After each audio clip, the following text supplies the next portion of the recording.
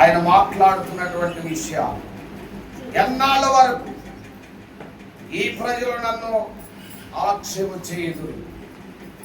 చూడండి, ఇశ్రాయేలు ప్రజల గురించి ప్రియమైన పెట్టారా, ఇశ్రాయేలు ప్రజలు 430 ఏండ్లు ఎక్కడున్నారా అంటే ఐగుప్తి చెరలో బానిసలుగా ఉన్నారు. ప్రియమైన నెమ్మది లేక ఐగుప్తీయులు చూడండి ఇశ్రాయేలు ప్రజలను శ్రమ పెడుతూ ఉన్నారు. వారు ఇశ్రాయేలు ప్రజలు వెట్టి చాకరీలు చేస్తున్నారు. ప్రియమైన వెళ్ళారా ఆలోచన చేస్తే, అయితే వారు దేవునికి మొరపెట్టినప్పుడు, దేవుని సన్నిధిలో దేవుని అడిగినప్పుడు, అయ్యా ఈ బాధ నుంచి, ఈ శ్రమ నుంచి, ఈ పరిస్థితుల నుండి మమ్మల్ని విడిపించగలిగిన దేవుడు నీవే, నీవు తప్ప వేరొక దైవము లేదు అని వారు ప్రార్థించినప్పుడు, వారు కార్చిన కన్నీరు, వారు మొరపెట్టిన మొర దేవుడు ఆలకించాడు. దేవునికి స్తోత్రం. దేవుడు ప్రియమైన బిడ్డలారా చూచుచున్న దేవుడు అండి. తన ప్రజల పరిస్థితిని చూసే దేవుడు.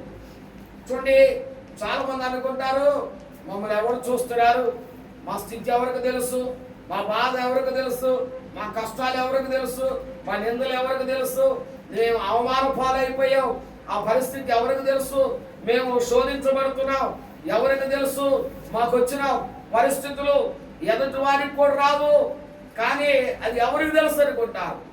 కానీ ప్రియమైన దేవుని పిల్లలారా, నీ పరిస్థితిని చూస్తున్న దేవుడు ఒక ఆయన ఉన్నాడు. ఆమేన్.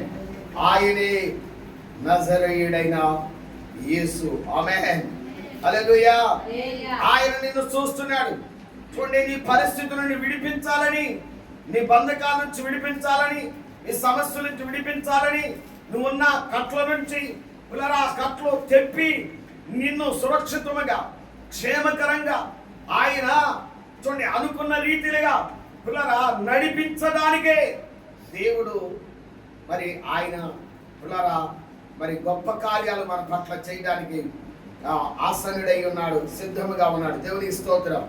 ఆనాడు ఇశ్రాయేలు ప్రజల పట్ల చూడండి ఐగుప్తు చెర నుండి విడిపించాడు, ఎన్నో గొప్ప కార్యాలు చేశాడు. చూడండి 10 తెగులు పంపించి చూడండి ప్రియమైన బిడ్డలారా ఆలోచన చేస్తే అద్భుత ఆశ్చర్య కార్యాలు చూడండి ఐగుప్తులో దేశమంతటా దేవుడు జరిగించాడు.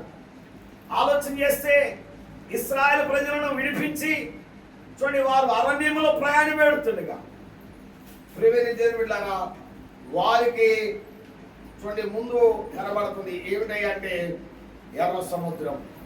అవును కదండి, వెనకమాల ఫరో సైన్యము. అయితే చూడండి వీరు ముందు పోయి వెనక పోయి అన్నట్లుగా ఉన్నటువంటి పరిస్థితులు. అయితే శత్రు సైన్యానికి వారు తరుముతున్నారు. ప్రజల పరిస్థితి, అయ్యో మనం అక్కడే ఉంటే బాగుండేదే, ఈ పరిస్థితి ఎందుకు అనే పరిస్థితిలోకి వచ్చారు.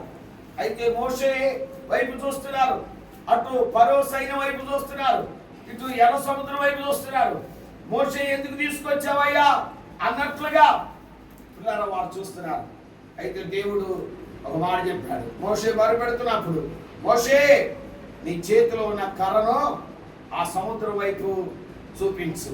ఏం చేయబోతున్నాను, ఆ సముద్రాన్ని ఎర్ర సముద్రం 2 పాయలుగా నేను చేయబోతున్నాను, ఆరిన నేలగా మార్చబోతున్నానని దేవుడు సెలవిచ్చాడు. దేవుని స్తోత్రం. హల్లెలూయా. ప్రియమైన దేవుని బిడ్డలారా మోషే కర్ర చూడండి ఆ సముద్రం వైపు చాపగా అది 2 పాయలుగా చూడండి చీల్చబడి ఆరిన నేల మీద ఇశ్రాయేలు ప్రజలు నడిచిన సందర్భాలు పిల్లల లేఖనాలు మనం చూస్తున్నాం. దేవుడు అద్భుతకరంగా వారు నడిపించాడు.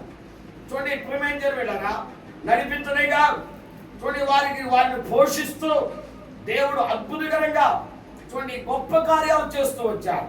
చూడండి వారికి ఆహారం ఆకలి వేస్తుంటే మన్నాను కురిపించాడు.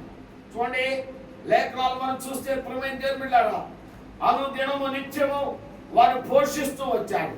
అంతేకాదు, అయ్యా మాకు మాంసం కావాలంటే మాంసాన్ని ఇచ్చాడు, నీరు కావాలంటే నీరునిచ్చాడు.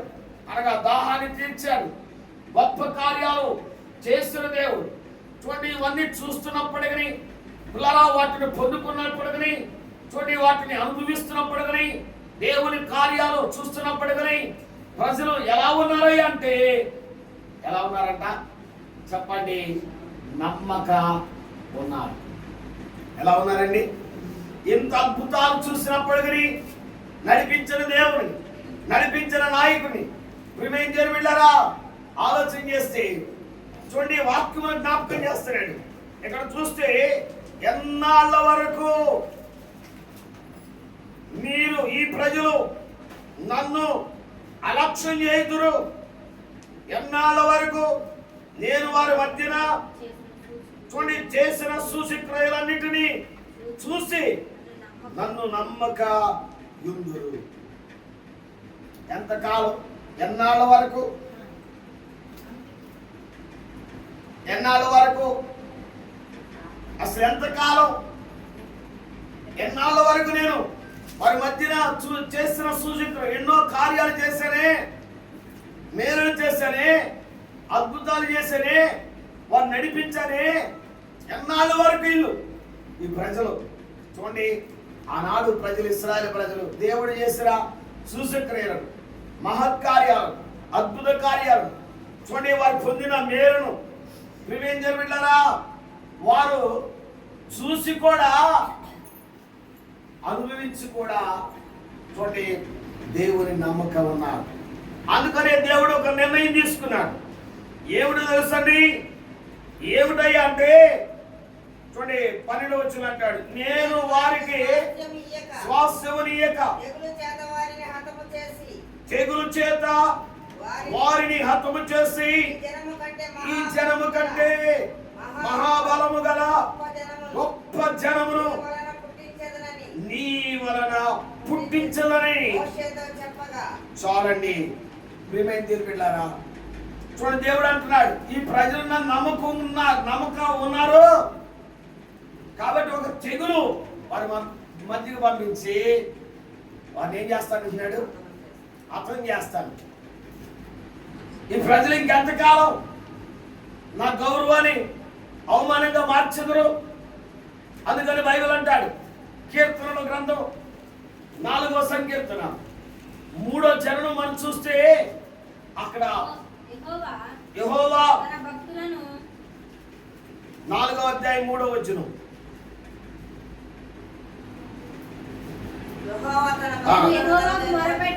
రెండవ వచనం చదవమ్మా. నరులారా ఎంతకాలం